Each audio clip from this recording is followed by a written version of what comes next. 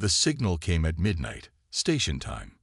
Dr. Sarah Chen was alone in Europa Station's listening post, surrounded by the soft blue glow of quantum displays and the ever-present hum of life support systems. Outside, through triple-paned windows, Jupiter's massive form dominated the sky, its swirling storms casting strange shadows across Europa's icy surface. She almost missed it at first, a faint pattern buried in the background radiation that her systems had been monitoring for the past decade. But something about its regularity caught her attention. Sarah leaned forward, her fingers dancing across the holographic interface as she isolated the signal. "Computer, enhance frequency band Delta 7. She commanded, her voice barely above a whisper. The pattern emerged more clearly now, a complex series of pulses that couldn't possibly be natural. The signal was coming from inside Europa. Sarah's heart raced as she began decoding the transmission. After 15 years of monitoring space for any sign of intelligent life, she'd grown used to disappointment. False positives, natural phenomena, equipment malfunctions. They all blended together in a long string of routine reports back to Earth Command. But this was different. The signal wasn't just a pattern. It was a key, unlocking dormant systems within the station's quantum computers that Sarah hadn't even known existed. Data began flooding her screens, and with it came images that made her blood run cold. Earth. But not the Earth she knew from historical records. This was Earth as it had been 7,000 years ago. A gleaming jewel of technology and achievement. Crystal spires reached into the clouds, their surfaces capturing and channeling sunlight into pure energy. Flying vehicles moved in perfect harmony through the sky. It was a civilization far more advanced than anything humanity had achieved even now. And then she watched it die. The recording showed them arriving. The void harmonics, as the ancient data named them. They weren't ships in any conventional sense. They were more like tears in space itself, geometric patterns that hurt the eyes to look at directly. Where they passed, technology simply stopped working. Cities went dark. The crystal spires crumbled. Sarah watched in horror as humanity's forgotten ancestors fought back with weapons that could reshape continents, only to find their every defense turned against them. The void harmonics didn't just destroy civilization. They consumed it, absorbing every trace of advanced technology into their impossible geometries. But that wasn't the worst part. The worst part was what the data revealed about why they did it. Station log, Priority 1. Sarah spoke, her voice shaking. "I need to contact Earth Command immediately. The signal. It's a warning. They're coming back." The quantum displays flickered as she began composing her message. The signal had included more than just historical records. It contained specifications for technology that seemed impossible, ways to hide entire civilizations from detection, weapons that could affect the fundamental forces of reality itself. And a countdown. Sarah's hands trembled as she added the final line to her report. "Based on the decoded data, we have approximately 27 months before they return. This time, we need to be ready." The message was sent, racing across the solar system at quantum speeds. Sarah sat back in her chair, staring at Jupiter's churning clouds. Humanity had hidden in the shadows of the solar system for centuries, building small colonies and carefully managing their technological footprint. They had thought it was just pragmatism, a natural development of space colonization. Now she knew the truth. It wasn't pragmatism that had kept human civilization small and scattered. It was survival instinct, passed down through generations from those who had survived the first invasion. Somewhere deep in humanity's collective memory, they remembered what happened to civilizations that grew too bright, too quickly. But this time would be different. This time, they had warning. This time, they had the plans left behind by their ancestors. This time, humanity wouldn't just hide. Sarah began downloading the signal's data to secure quantum storage. Her daughter Maya was leading the Advanced Weapons Research Division back on Mars. She would know what to do with the technical specifications. The rest, the historical records, the warnings, those would go to Earth Command. As she worked, Sarah couldn't shake the feeling that she was being watched, not by anything in the station, but by something vast and ancient, something that had waited 7,000 years for someone to find its message. "We'll be ready this time," she whispered to the empty station. "We'll make you proud." The quantum displays continued their soft blue glow as Sarah began the long process of preparing humanity for a war 7 millennia in the making. Outside, Jupiter's storms raged on, oblivious to the fact that beneath the ice of its moon, humanity had just rediscovered its true history, and with it, the key to its survival. The signal had done its job. The warning was delivered. Now the real work would begin. In her quarters that night, Sarah couldn't sleep. The images from the signal kept playing in her mind.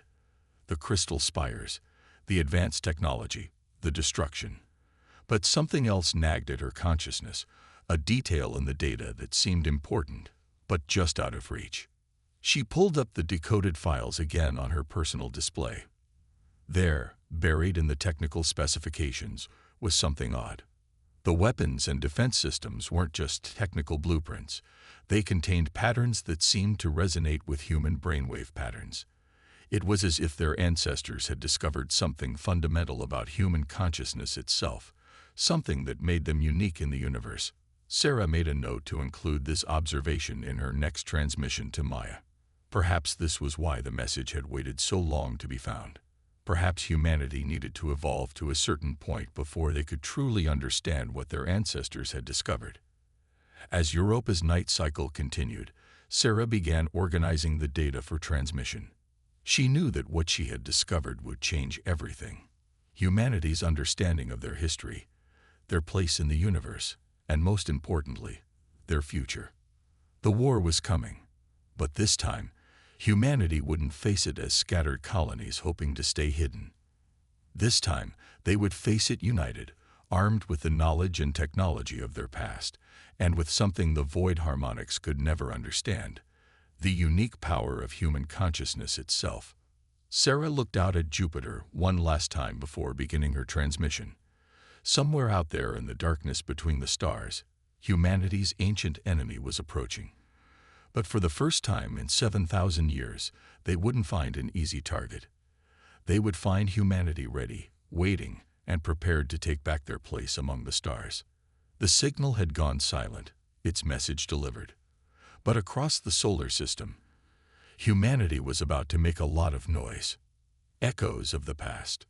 Maya Chen stood in the heart of the Mars Defense Laboratory, surrounded by holographic displays showing the latest test results.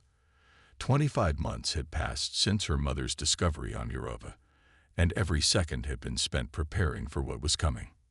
The laboratory, buried 2 kilometers beneath the Martian surface, hummed with dark energy technology, systems designed to operate without leaving any detectable signature. Gone were the crystal spires and obvious power signatures of their ancestors. This time, humanity would fight from the shadows. "Run it again," Maya ordered, watching as her team initiated another test of the consciousness resonance device. The machine, a seamless blend of quantum technology and biological interfaces, pulsed with a soft, nearly undetectable rhythm that matched the collective brainwave patterns of its operators. The holographic readouts showed what the human eye couldn't see, waves of energy that existed in frequencies the void harmonics had never shown any ability to detect or interact with. It was humanity's greatest advantage, hidden in plain sight within their own minds. "Dr. Chen," her assistant called from across the lab, "you need to see this." James Wong had been analyzing data from the Deep Space Monitoring Network, looking for any sign of the approaching enemy. "We're picking up distortions at the edge of the Kuiper Belt. They're earlier than we expected." Maya's heart raced as she crossed to his station. The displays showed exactly what her mother's warning had described: geometric patterns in space that seemed to defy natural law. The void harmonics were coming, and they were ahead of schedule. "Send word to all colonies," she ordered. "Initiation Protocol Delta. We're moving to active defense posture." Around the lab, lights dimmed as systems shifted to full stealth mode. Throughout the solar system, human settlements would be doing the same, disappearing from any conventional means of detection. But they weren't just hiding this time. They were preparing to strike back. In the months since the signal's discovery, Maya's team had made breakthrough after breakthrough in understanding the true nature of their enemy. The void harmonics weren't just destroyers.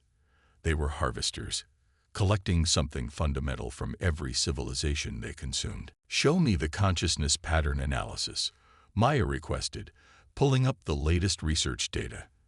The displays shifted, showing overlapping waves of human brainwave patterns compared to the geometric signatures of the void harmonics.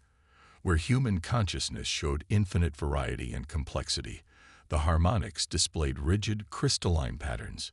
"They're trapped," Maya muttered, seeing it clearly for the first time. "They're not just destroying civilizations. They're looking for something they've lost." The revelation hit her hard. The void harmonics weren't just ancient enemies. They were the remnants of civilizations even older than humanity's forgotten golden age. Civilizations that had somehow lost their consciousness, their ability to truly think and feel and grow. Now they consumed other civilizations in an endless attempt to recapture what they had lost. But human consciousness was different. The signal her mother had discovered wasn't just a warning. It was a key. Their ancestors had discovered this truth, but hadn't had time to use it before their civilization fell. "Dr. Chen," James called out again, his voice tense. "The distortions are accelerating. At their current pace, they'll reach Neptune's orbit in less than 72 hours. Maya nodded, already sending commands through the quantum network to activate humanity's defensive grid. Throughout the solar system, hidden weapons platforms powered up, their systems designed to operate on the same frequencies as human consciousness itself. "Begin final preparations for Operation Dark Echo," she ordered. "And get me a direct link to the Colonial Defense Council.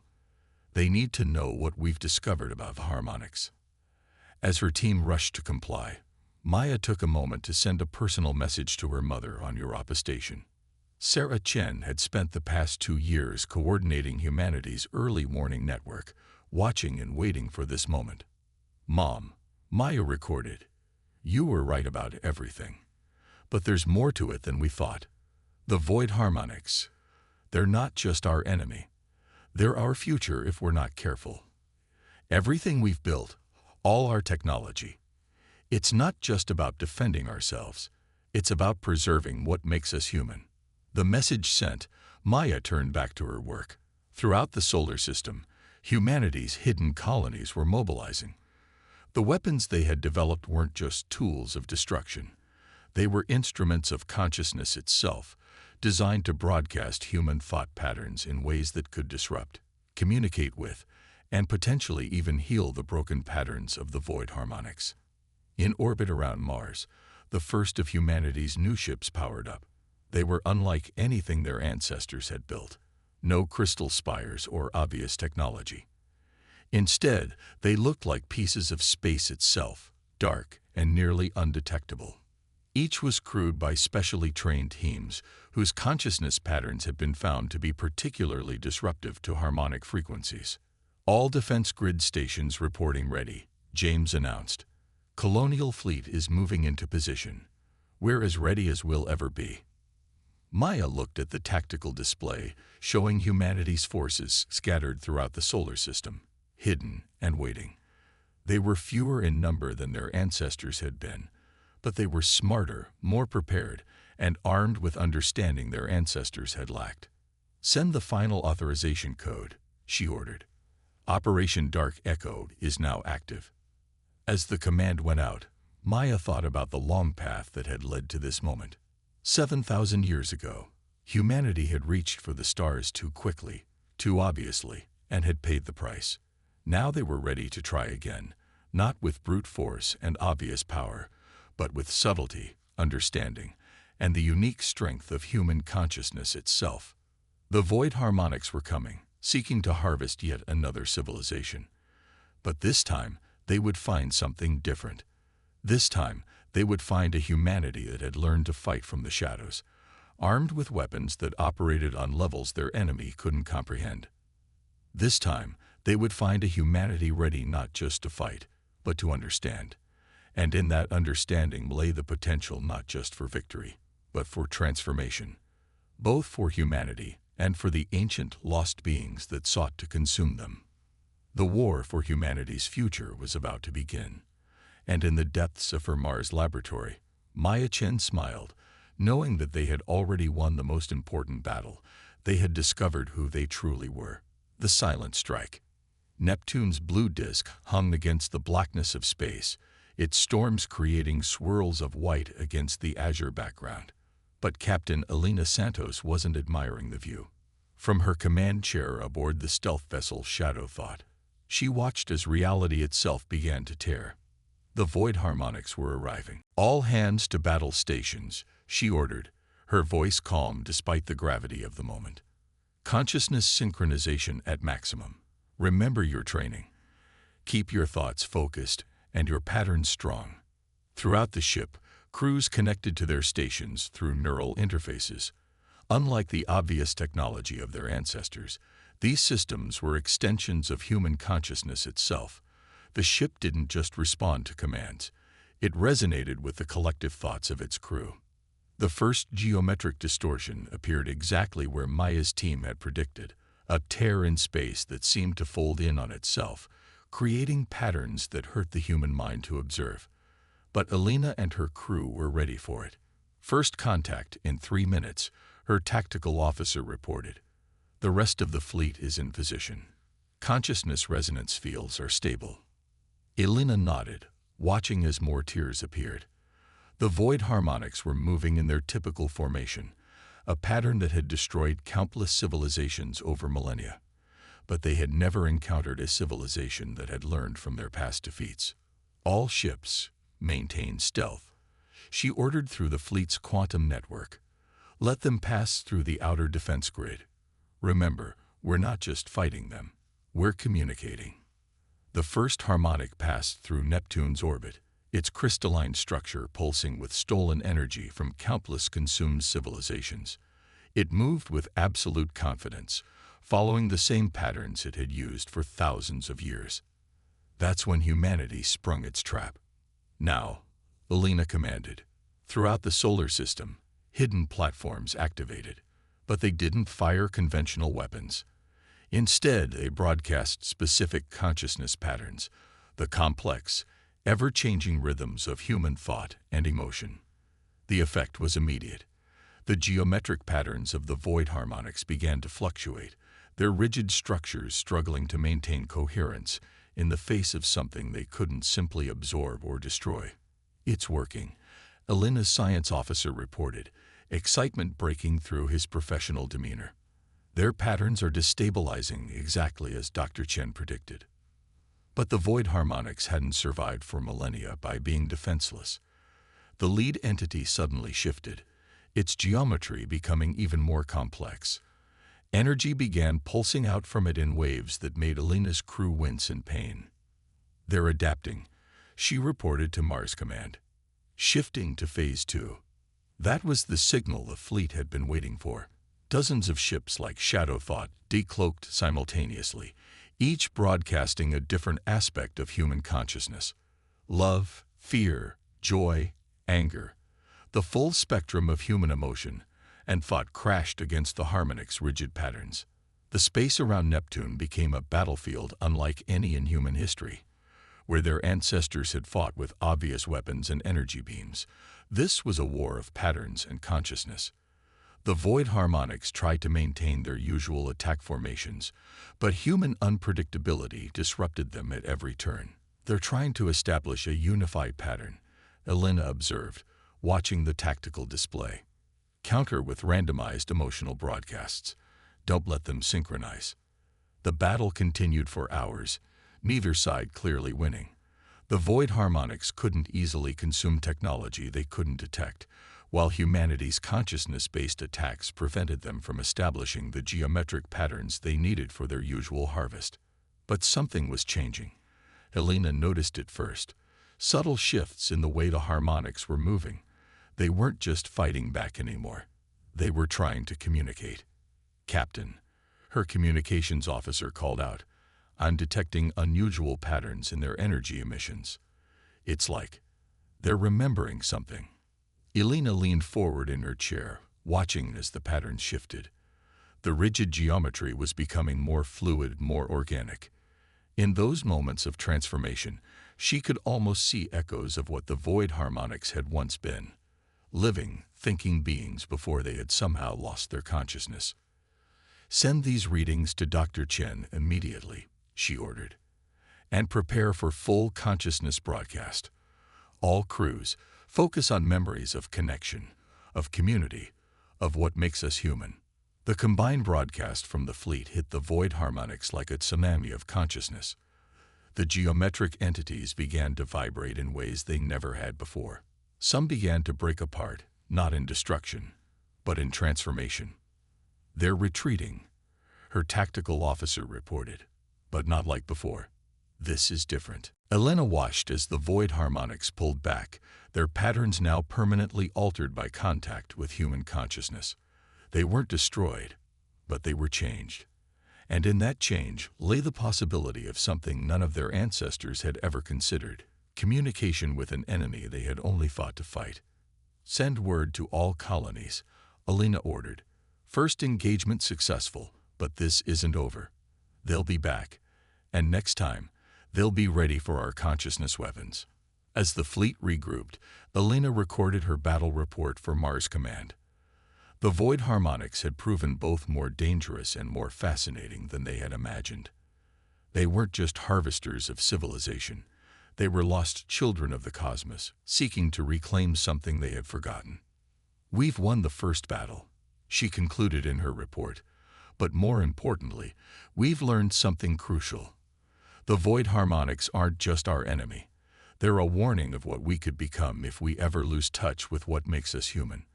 Our consciousness, our emotions, our connections to each other. These aren't just weapons. They're the very things that make us strong." As Shadow Thought turned back toward the inner solar system, Elena took one last look at the space where the battle had occurred. The void harmonics would return, probably with new defenses against humanity's consciousness weapons. But humanity would be ready too, with new understandings and new strategies. The war wasn't just about survival anymore. It was about remembering who they were, and perhaps helping an ancient enemy remember who they had once been too. Symphony of War. The quantum displays in Mars Defense Laboratory flashed red as Maya Chen studied the incoming data. The void harmonics had returned, just as Captain Santos had predicted. But this time, they were different. "Look at these pattern analyses," Maya told her team, gesturing at the holographic displays. "They've evolved. They're not just adapting to our consciousness broadcasts, they're trying to mimic them." James Wong nodded grimly, pointing to his own readings. "The harmonics are arranging themselves in formations we've never seen before. It's like they're learning to think again." Through the quantum network, reports flooded in from across the solar system. The void harmonics had bypassed Neptune entirely, their geometric forms now shifting and flowing in ways that almost looked organic. They were approaching Jupiter's orbit. And this time, humanity's consciousness weapons weren't having the same effect. "Get me a direct link to Shadow Thought," Maya ordered. "Captain Santos needs to see this." The holographic communication system activated, showing Elena's face floating above the lab's central console.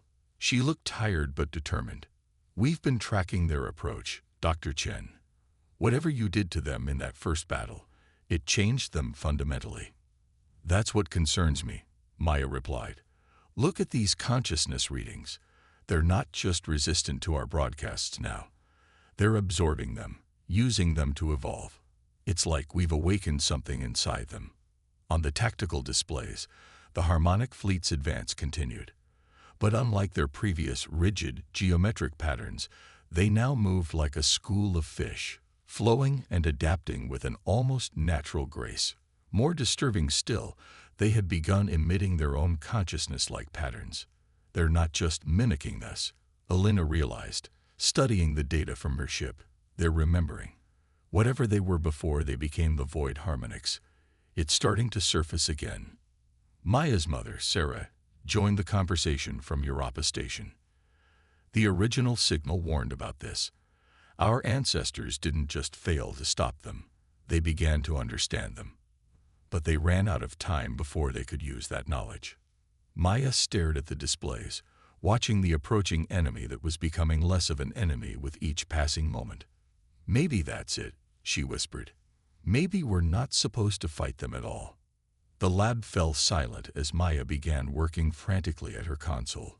Years of research, the ancient signals data, and the readings from their recent battles, all of it began coming together in her mind.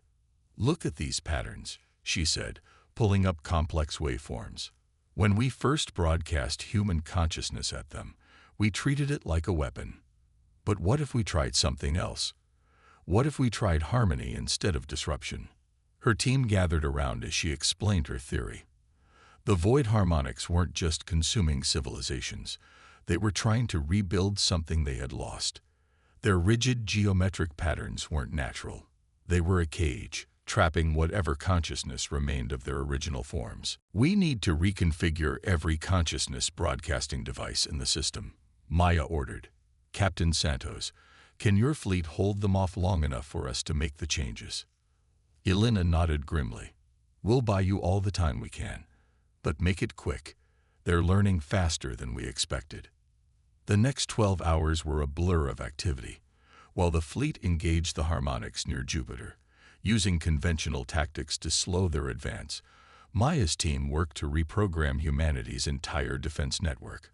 Instead of broadcasting individual consciousness patterns, Maya explained to the Colonial Defense Council, "We're going to create a symphony of human consciousness, not to attack or disrupt, but to remind them of what consciousness really is."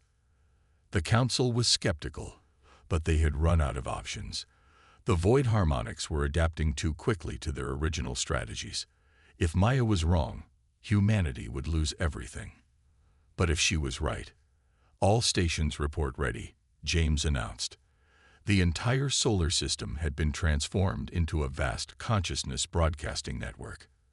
Every human colony, ship, and station was linked, their collective consciousness about to be focused in a way never before attempted. "Begin transmission," Maya ordered. The broadcast began softly at first, the gentle rhythm of human breathing, the steady beat of hearts, the quiet flow of thoughts. Then it grew, layer by layer. Love, fear, hope, determination. The full spectrum of human consciousness flowed out into space. The effect on the void harmonics was immediate and stunning. Their geometric forms began to pulse in sync with the broadcast. But instead of trying to consume or mimic it, they began to resonate with it.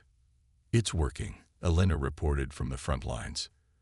"Their patterns, they're not just changing, they're transforming."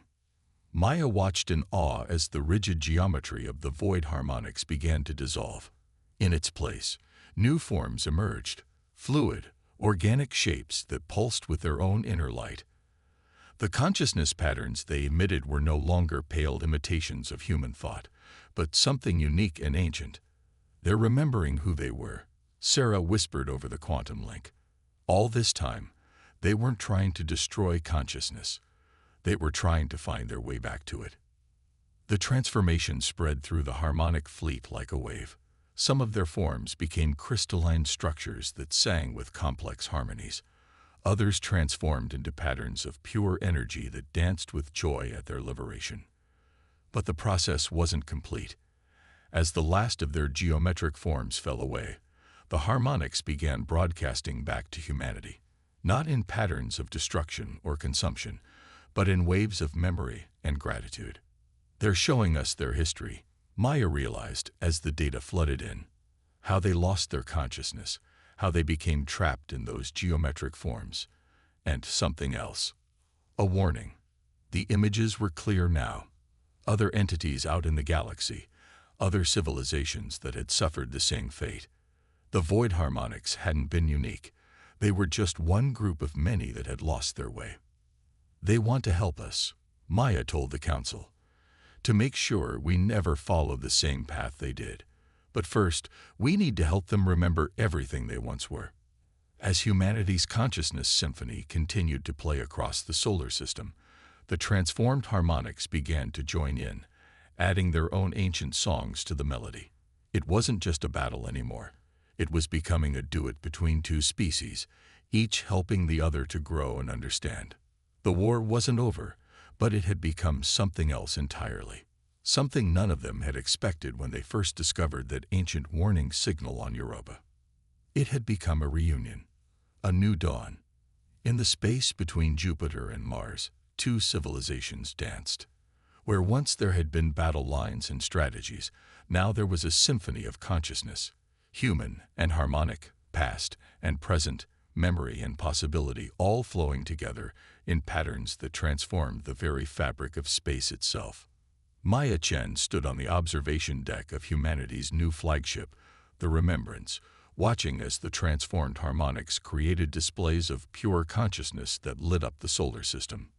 Next to her, her mother Sarah reached out to touch the window, tears in her eyes. "When I found that signal on Europa," Sarah said softly, "I thought I was discovering a warning about our destruction. Instead, I found the key to our evolution." The harmonics, or the resonant ones, as they now called themselves, had spent the past month sharing their full history with humanity. They showed how their civilization had achieved technological perfection at the cost of their consciousness, becoming trapped in rigid geometric patterns that could only consume what they had lost. But they weren't the only ones. "The galaxy is full of them," Maya explained to the assembled Colonial Defense Council, her hologram floating in council chambers across the solar system.